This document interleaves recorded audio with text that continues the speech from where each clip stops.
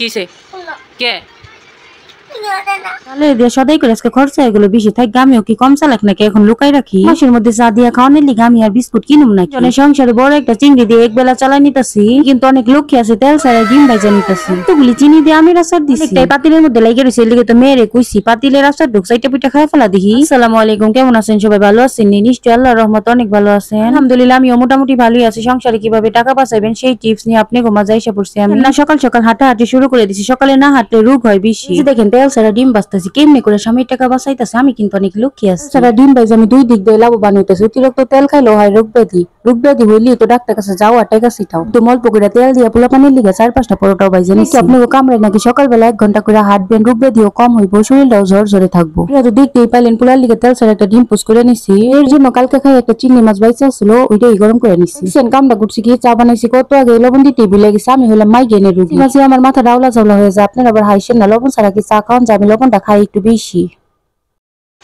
কে তো তুমি ডিম খাইবা না? চিংড়ি মাছ আবার আজকে রান্না করে দেবো। তুমি 2টা খাবে? কয়টা খাবা? 5টা? আচ্ছা ঠিক আছে, ডিমটা খাও। আমার দুরনটা পোলাপান কি যে চিংড়ি মাছের পাগল হইছে। পোলাই তখন চিংড়ি মাছ খাইবো সেই বাইনা ধরছে। চিংড়ি মাছটা একটা আছে দিমা কই থেকে পরে রান্না করে দিমো এই কথা বুঝাইছে ওরে কত কষ্ট কইরে। এবার পোলাপান হইয়া বড় লোকের ভাব নেয় আমার পোলাপানে। চিংড়ি মাছ কত যে দাম এটা কি ওরা জানে? এই মাছের কাছেও যাইতে ভয় লাগে যদি যাই বাজারে। অল্প করে মাঝে মাঝে আনি, কারণ পছন্দ করে চিংড়ি মাছ খাইতে আমার পোলাপান। দেখেন ডিম দিয়ে চা দিয়ে পরোটা দিয়ে মিলাই খেতেছে, আবার মন দিয়ে মোবাইল দেখতেছে। অহংকার পোলাপান কি মোবাইল ছাড়া কিছু বুঝে? এই তো পাইলেন অল্প খরচে একদম শর্টকাটে আমি সকালবেলা পোলাপানের নাস্তা কিভাবে রেডি করি। আমি লাল চা দিয়ে চুবাই চুবাই খুব মজা করে একটা পরোটা খাই নিতেছি। এর মধ্যে আমি কখনোই দুধ দিই না, দুধ দিলে খরচা লাগে বেশি। এমনি তো দুধ চা খাওয়া কি ভালো নাকি? স্বাস্থ্যের জন্য খুব ক্ষতি। না ক্ষতির কাজ করুন কে, লাল চা খামো, সুস্থ থাকুন, টাকাও বাঁচামো। অনেক অন্ত আমার বয়স শুনে আপনি কি বিরক্ত লাগে নাকি?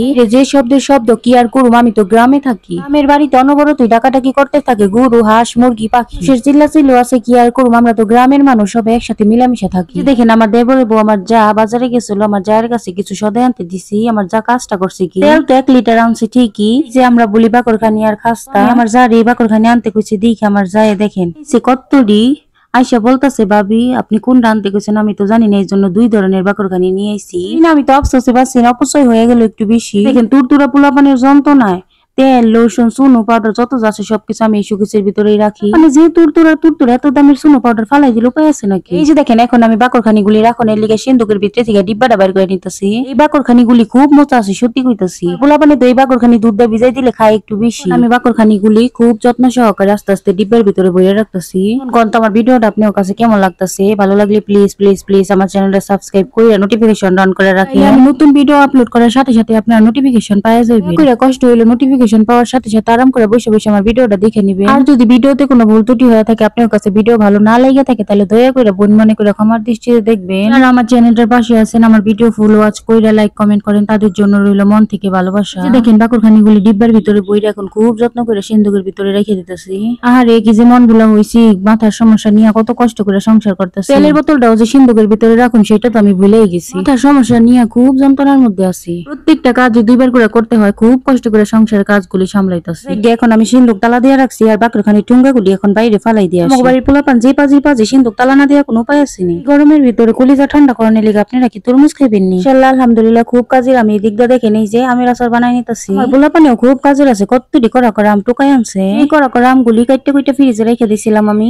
এত কষ্ট করে দৌড়াই আমার পোলাপানে আমগুলি টুকাই আনছে, আমি ফালাই দিব এটা কোনো কথা? আমগুলি আচার বানাই দিলে পোলাপানে 4টা মজা করে খাইতেও পারবো, সাথে অনেকটা খুশিও হয়ে যাইবো। আমিও যখন ছোট্ট ছিলাম, ছোট্টবেলায় বান্ধবীরা মিলে কত কিছু টুকাই আনতাম, আম টুকাইতাম, বড়ই টুকাইতাম, কত মজা করে লবণ দিয়ে বড়ই টুকাই খাইতাম। প্রিয়া কিছু মনে করে না, গ্রামের পোলাপান এরকমই। ভাইবেন আমরা ছোটবেলায় বান্ধবীরা মিলা করছি চুরি, এটারে চুরি বলে না, গাছতলায় পড়ে থাকতো ওগুলি আমরা টুকাই না লবণ দিয়ে খাইতাম। কি যে আনন্দ করতাম সেই দিনগুলির এখন খুব মিস করি। যারা ছোটবেলা থেকে গ্রামে বড় হয়েছেন, গ্রামের জীবনটা যে কত মজা সেটা তো বুঝে একবারই ভালো লাগে না, যেটাই করতে যাই সেটাই ঝামেলা। এতদিন ফ্রিজে রাইখে আমর দেওয়ানের লিগে আজকে আমি আমগুলি সিদ্ধ করতেছি, বাইরে রোদ্রের কোনো খবরই নাই। জানেন না যখনই ভিডিওতে ভয়েস দিতে যায় পাখিগুলি এত ক্যাসর মেসর করে, গরম হয়ে যায় মেজাজটাই। সকালে বিকালে রাত্রে একটা সময় ভয়েস দেওয়া শান্তি নেই।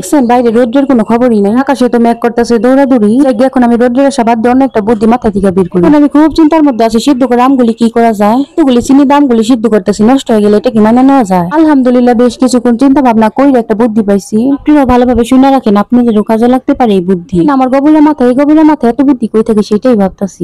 চিনি দিয়ে হালকা একটু লবণ দিয়ে আমগুলি জাল দিয়ে নিতাছি। কথার মধ্যে কথা হইলো আমার গভীরের মাথার বুদ্ধিটা এখন আপনাদের সাথে শেয়ার করতেছি। করছি। বুদ্ধিটা অবহেলা করি না, মন দিয়ে শুনেন, বিপদে পড়লে কাজে লাগবে, বুঝতে পারছেন? তো আজকে রোদ উঠে নাই, যে কোনো সময় বৃষ্টি আসতে পারে, শুনে আমি বুদ্ধি করছি বেশি করে চিনি দিয়া জাল করে নিমো আরো ভালো করে। দেখেন মিষ্টি কুমড়ার এলাকায় ফিরিতে ফিরিতে মিষ্টি কুমড়া পায়, প্রতিদিনই মিষ্টি কুমড়া ভাজি খাওয়া শুরু করে দিছি। আপনি আবার মনে মনে ভাইবেন আল্লাহ রে কি কিপটার কিপটা, এমন কিপটা তো জীবনও দেখি নাই। আসলে আমি কিন্তু কিপটা না, আমি একটু হিসাবই। টাকা তো আর লাগে না, ফাও ফাও মিষ্টি কুমড়া পাইছে। আর মিষ্টি কুমড়ার মধ্যে তো অনেক পুষ্টি, প্রতিদিন খাইলেই সমস্যা। বিনা পয়সায় আপনাকে একটা দারুণ টিপস দিতেছি, আপনারাও মিষ্টি কুমড়ার সিজনে কম দামে মিষ্টি কুমড়া পাইয়া বেশি বেশি মিষ্টি কুমড়া কিন্না ভাজি করে খাইবেন আর শরীরের পুষ্টি বাড়াইবেন। বিনা পয়সায় এত সুন্দর টিপস কই পাইবেন? কত সুন্দর করে বেশি করে চিনি দিয়া জাল করে নিছি, ঠান্ডা করে ডিব্বাই ভরে ফ্রিজে রেখে দিবো, সেটাই বুদ্ধি করছি। যেদিন অনেক বেশি রোদ উঠবো সেদিন রোদ্রে দিয়া ভালো করে শুকাই নিমো। ভালো করে শুকানোর পর পোলা পানি মিষ্টি পাইয়া মজা কইরা চাইটা চাইটা খাইবো। আমার তো দেখেই খুব শান্তি লাগবো, কিন্তু এখন খুব আফসোস লাগতেছে, একদিনের কাজ আমার 2 দিনে করণ লাগতেছে। দেখছেন আকাশের দিকে একটু তাকাই দেখেন কি অবস্থা, কত যে মেঘ সাজছে। আর কিছুক্ষণের মধ্যে বৃষ্টি নেমে যাইবো, আকাশ দেখে বোঝা যাইতেছে। এই যে জাল দিয়ে নামটুক নেড়ে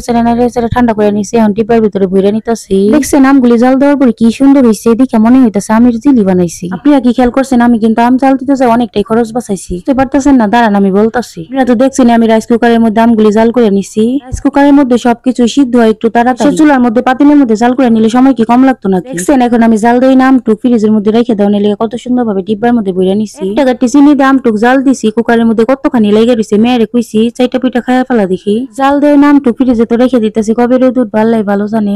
কাম সিদ্ধ করতে কম ঘাস পুরাই তো পাতিলের মধ্যে দিয়া ঘাসের চুলায় জাল দিলে। এই যে দেখেন মাথায় গোবর থাকলে আমার অনেক বুদ্ধি আছে। আমটুক ফ্রিজে রাখতে রাখতেই বৃষ্টি নেমে গেছে। এভাবে ভাব বুঝা বুদ্ধি করে কাজ করতে হয় মাঝে মাঝে। আমার পুলাই তো বৃষ্টি দেখে বৃষ্টিতে ভিজনের লিগে নাইমা পড়ছে। ওরে বৃষ্টিতে ভিজতে দেখে আমার মাথা তো একদম গরম হয়ে গেছে। বৃষ্টিতে ভিজা ঠান্ডা লাগলে উপায় আছে, কষ্ট তো পাইবো আবার দূর পালন লাগবো ওষুধের লিগে ডাক্তারের কাছে। যত চিন্তা তো মায়ের গোপলাপানের কোনো চিন্তা আছে? এখন কোন তো আমার ভিডিও দেখতে আপনার কাছে কেমন লাগে, ভালো লাগে নাকি ভালো লাগে না, ভিডিও দেখে মজা পান নাকি পান না? যদি একটু মজা পাই থাকেন তাহলে একটা লাইক দিয়ে আপনি সুন্দর হাত দিয়ে একটা কিউট মিষ্টি কমেন্ট করে আমারে জানান না। আপনি এত বুঝেন না, আপনি একটা কমেন্ট পাইলাম ভিডিও বানাইতে কতটা উৎসাহিত হয়ে যায়। সুন্দর কমেন্ট পাইয়া খুশির ছুটি আমি সাথে সাথে ভিডিও বানাইতে বইসা পড়ি। তাই দূর আজারা পেশাল পাড়া ছাড়া আমার কোনো কাম নাই। আসল কথাই তো আপনি জিজ্ঞেস করি না। আমি যে সংসারে টাকা বাঁচানোর জন্য কতগুলি আপনাদের টিপস দিলাম, টিপস গুলি আপনাদের কাছে কেমন লাগলো? ভালো লাগলে আর দেরি করে এক্ষুনি বাজারে যাই একটা মাটির ব্যাংক কিনা নেন। যাওয়ার টাকাগুলি আর অন্যদিকে খরচ করবেন না, মাটির ব্যাংকে জমাই রাখবেন। আপনি আপন ভাইবে কত কষ্ট করে এতগুলি টিপস দিলাম, আশা করি আপনারা টিপস গুলি ফলো করে অনেক উপকৃত হইবেন। আর ভিডিও গুলি ভালোবাসি আমার চ্যানেলটার পাশেই থাকবেন। আপনাদের সাথে বকর বকর করতে করতে একদম ভিডিও শেষ পর্যায়ে চলে আইছি। আপনাদের জন্য অনেক অনেক শুভকামনা জানাইতেছি। এত কষ্ট করে ধৈর্য ধরে আমার ভিডিওটা দেখছেন, আপনারা যারা আমার ভিডিও দেখতে পছন্দ করেন তাদের জন্য আবার নতুন একটা ভিডিও এডিট করা শুরু করে দিচ্ছি। পরবর্তী ভিডিও দেখার আমন্ত্রণ জানিয়ে আজকের মতো বিদায় নিতেছি। আমার আপুরা ভাইয়ারা দেশে বিদেশে যে যেখানে আছেন ভালো থাকেন, সুস্থ থাকেন। ধন্যবাদ সবাইকে পুরো ভিডিওর সাথে থাকার জন্য। আল্লাহ হাফেজ। দাঁড়ান যাওয়ার আগে আরেকটা টিপ শুনে যান। যে মাটির ব্যাংকে টাকা জমাবেন ওই মাটির ব্যাংকটা নিচু জায়গায় রাখেন, বেশি উঁচুতে রাখেন না, পড়ে গেলে আরেকটা ঝামেলা।